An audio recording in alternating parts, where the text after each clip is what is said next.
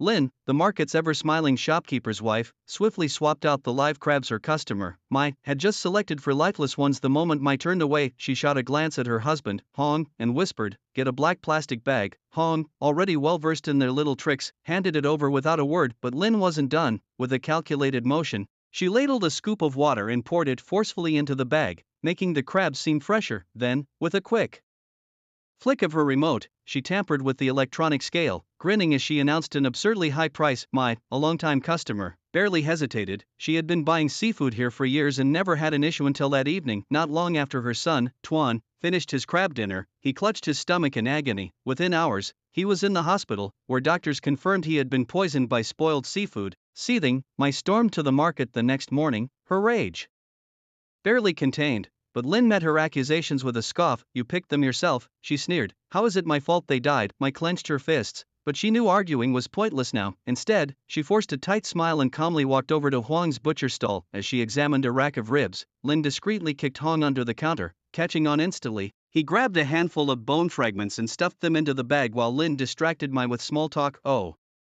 making soup for your son," Lynn cooed. "Let Hong chop them up for you." Hong smirked, knowing that once the ribs were in smaller pieces, no one could tell the difference. He greedily shoved more bones into the bag, unaware that Mai was silently observing their every move. Just as Hong was about to seal the bag, Mai snatched it from his hands, inspecting it with icy precision. "I bought a whole rack," she said coolly. "Why is this full of scraps?" Lynn's expression darkened. "What nonsense, Cha."